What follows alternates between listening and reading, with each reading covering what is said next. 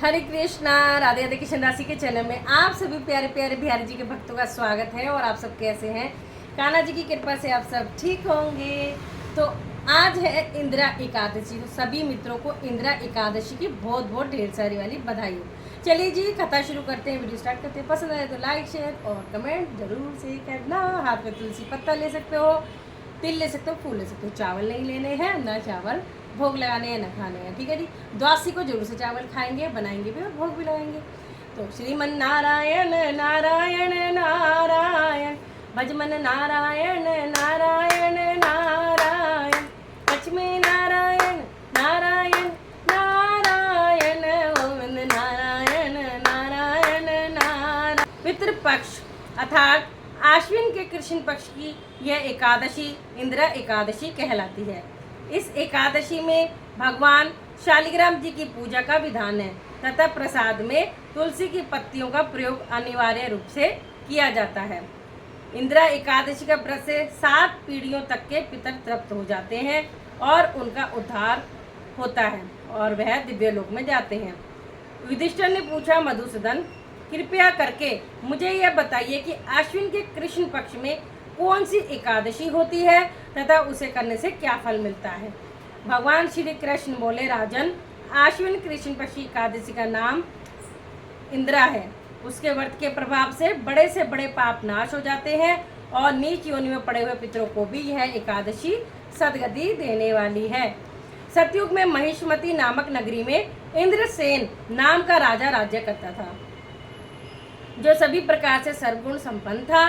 राजा इंद्रसेन भगवान विष्णु की भक्ति में तत्पर हो गोविंद के मोक्षदायक नामों का जप करते हुए समय व्यतीत करते थे और विधि पूर्वक आध्यात्म के चिंतन में संलग्न रहते थे। एक दिन राजा राजसभा में सुखपूर्वक बैठे हुए थे। इतने ही में देवर्षि नारद आकर आकाश से उतरकर वहां आ पहुंचे।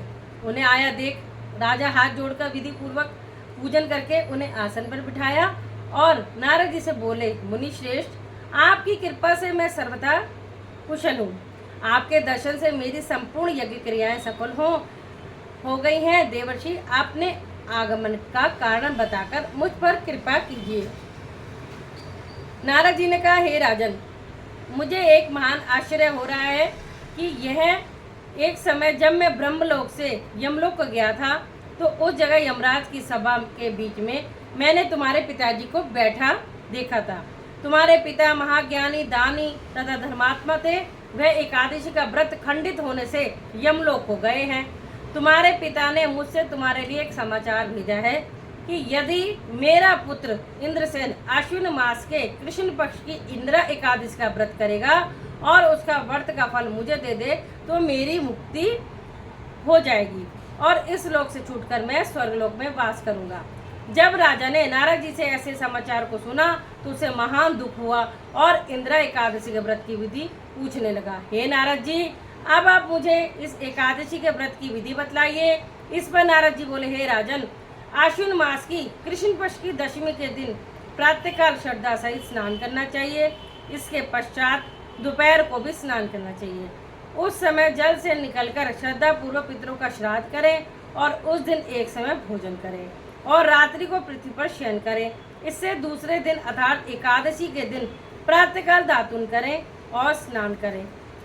इसके पश्चात भक्ति पूर्वक व्रत को धारण करें और कहना चाहिए कि मैं आज निराहार रहूंगा और समस्त भोगों को त्याग दूंगा। इसके पश्चात कल भोजन करूंगा। भगवान, आप मेरी रक्षा करने वाले हैं, आप मेरे व्रत को निभाइए। इस प्रकार प्रतिज्ञा करके दोपहर को शालिग्राम जी की मूर्ति को भोग लगावें। भोजन में से कुछ हिस्से को गाय को दें। विष्णु भगवान की धूप दीप नैवेद्य आदि से पूजा करें और रात्रि को जागरण करें। इसके उपरांत द्वादशी के दिन मौन होकर बंधु बांधुओं सहित भोजन करना चाहिए। हे राजन, यही इंदिरा एकादशी के व्रत की विधि है। यदि तुम आलस्य रहित होकर इस एकादशी को व्रत को करोगे तो तुम्हारे पिताजी अवश्य ही स्वर्ग को जाएंगे। महर्षि नारद राजा को जब उपदेश देकर अंतर्ध्यान हो गए तब राजा ने इंदिरा एकादशी के आने पर उसका विधि पूर्वक व्रत किया। बंधु बांधुओं सहित व्रत करने से आकाश से पुष्पों की वर्षा हुई और राजा का पिता यमलोक से गरुड़ पर चढ़कर स्वर्ग को गया। राजा इंद्रसेन भी एकादशी के व्रत के प्रभाव से इस लोक में सुख भोग कर अंत में स्वर्गलोक को गया। श्री कृष्ण भगवान कहने लगे कि हे धर्मराज युधिष्ठिर, यह मैंने तुम्हारे सामने इंदिरा एकादशी का महात्म्य वर्णन किया है। जो मनुष्य इस एकादशी की कथा को पढ़ता व सुनता है उसके समस्त पाप नष्ट हो जाते हैं और अंत में स्वर्ग लोक में स्थान पाता है। बोलो श्री हरि विष्णु भगवान की जय। इंदिरा एकादशी की जय। एकादशी महारानी की जय। तो श्रीमन नारायण नारायण नारायण भजमन नारायण नारायण नारायण। तो सभी एकादशियों के नाम ले लेते हैं और आपके हाथ में जो भी तुलसी पत्ता फूल या तिल है उसे श्री हरि के चरणों में अर्पित करेंगे।